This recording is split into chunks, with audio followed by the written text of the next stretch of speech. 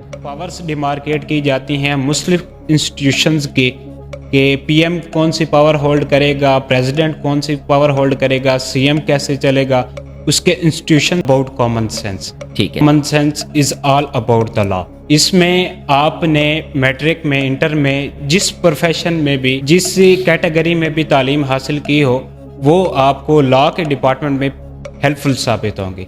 अगर आपने pre medical किया है, वो आपको क्रिमिनल लॉ में, मेडिकल जो स्टूडेंट्स में खासी अबूरत हासिल हो सकती है।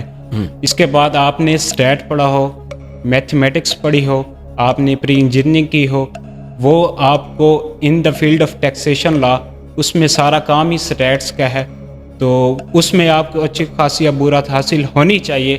तो वो आपको एज कैसे चलेंगे और उनका फंक्शन क्या है। ठीक हो गया। और अगर मैं आईन पाकिस्तान की तरफ आऊँ, क्योंकि मुताला पाकिस्तान में जितना कुछ मैंने पढ़ा है उसमें आईन की बात हो रही है। कभी वो 73 के आईन की बात कर रहे हैं, कभी वो किसी आईन की बात कर रहे हैं, कभी वो किसी लॉ की बात कर रहे हैं। तो आईन पाकिस्तान के बारे में आपका क्या नुक्ता नज़र है तालीमी सतह पे? अगर आप कॉन्स्टिट्यूशनल हिस्ट्री की बात करें तो जब पाकिस्तान आज़ाद हुआ तो उस वक्त कोई तो लेजिस्लेचर हमारी नहीं थी, ना ही पार्लियामेंट थी। तो उन्होंने 1935 का जो एक्ट है, गवर्नमेंट ऑफ इंडिया एक्ट 1935, उसमें अमेंडमेंट्स करके, तब्दीलियां करके, उन्होंने इंटरिम कॉन्स्टिट्यूशन 1947 का प्रेजेंट किया।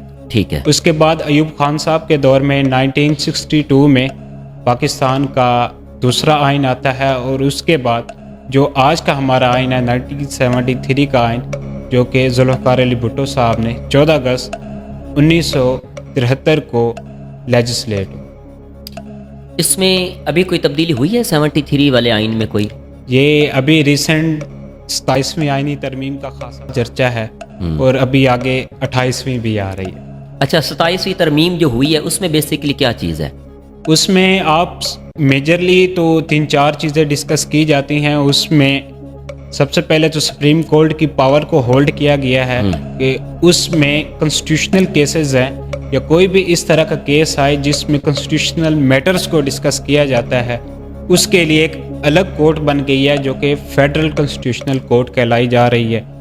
उसमें सिर्फ कॉन्स्टिट्यूशनल बेसिस पे केसेस डिस्कस होंगे। ठीक है। और उसके आप जस्टिसेस की बात करें तो वो तो उनकी तादाद अभी 8 है, तो वो पार्लियामेंट का काम है, वो उसके नंबर्स को डिसाइड कर सकते हैं। और फिर उनकी अपॉइंटमेंट का भी बड़ा मसला है कि गर्दाना जाता है कि ये पॉलिटिकल अपॉइंटमेंट्स हैं। बिल्कुल। जो कमेटी अपॉइंट करती है उन जस्टिसेस को, उसमें आपकी पार्लियामेंट्री बॉडी में, आपकी यूनिवर्सिटी में लॉ की जो क्लासेस होती हैं उसमें कितने स्टूडेंट्स इस टाइम में? पहले 3 साल हिस्टोरिकली देखें तो पहले 2 साल का रहा है। ठीक है। उसके बाद 3 साल का भी हुआ है, फिर 5 साल का हुआ है। ये दौरानिया इन्होंने क्यों बढ़ाया है? इसकी बेसिक क्या रीज़न है? पहले आप 3 साल लॉ की बात करें तो ग्रेजुएशन के बाद 14 साल तालीम के बाद उसमें आपका एडमिशन होता था।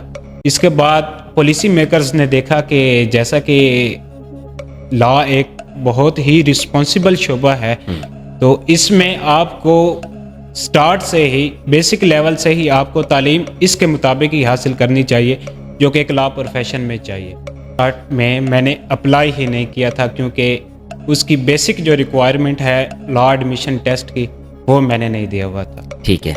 जब मेरिट लिस्ट लगी तो इसका मतलब ये है कि आप एफएससी के बाद आप किसी और डिपार्टमेंट गए, वहाँ से फिर आप यहाँ लॉ वाली साइड। अच्छा, मुझे ये बताएं, जो वहाँ पर आपने सेमेस्टर जो आपने पढ़े, कितने सेमेस्टर पढ़े थे? मैंने 2 सेमेस्टर ऑलमोस्ट आपने 1 साल लगाया।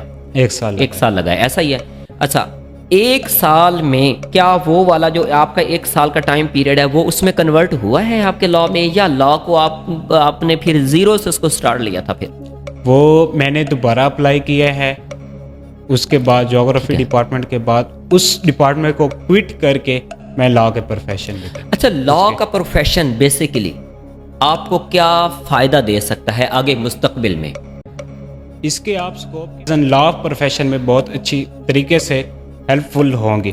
اگر ایک بچہ میڈیکل میں مضامین وہ چوز کرتا ہے، میڈیکل کا بچہ جو ہوتا ہے وہ میڈیکل میں ماشاءاللہ ایف ایس سی میں بہت اچھے نمبر لیتا ہے جیسے آپ نے نمبر حاصل کیے تھے، تو لا کی طرف آپ کا آنا یہ بیسیکلی کیا تھا؟ یہ کیا لاجک ہے؟ مطلب ہے کہ آپ نے پہلے میڈیکل کیا پھر آپ ڈائریکٹ لا کی طرف آ گئے، تو یہ کوئی کھلا تضاد نہیں ہے؟ میں تو حالانکہ مضامین، ایک منٹ معذرت میرا سوال ابھی مکمل نہیں ہوا، حالانکہ آپ کے مضامین میں جو آپ ابھی بتا رہے ہیں ان میں اور جو آپ نے پڑھ رکھا ہے ان میں زمین و آسمان کا فرق ہے، ایسا ہی ہے؟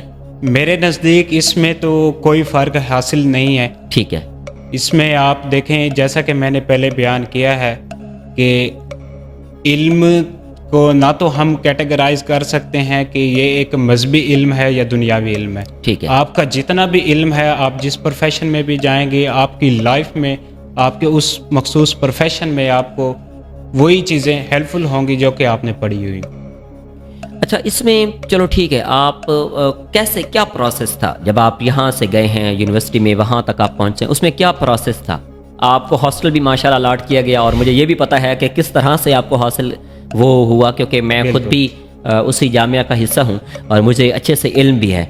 اس بارے میں آپ تھوڑا آڈینس کو بتانا چاہیں گے کہ یہ مراحل کس کس طرح سے آپ نے طے کیے، ایک ایک کر کے، ایسے میں کہتا ہوں کھول کے سارا کچھ آپ رکھیں۔ میں اپنے سفر کی بات کروں تو میں نے اپلائی کیا ہے 3 ڈپارٹمنٹس میں، میں نے اپلائی کیا تھا۔ ٹھیک ہے، انگلش ڈپارٹمنٹ میں میں نے اپلائی کیا تھا، پولیٹیکل سائنس اور جغرافی ڈپارٹمنٹ میں۔ ٹھیک ہے، لا میں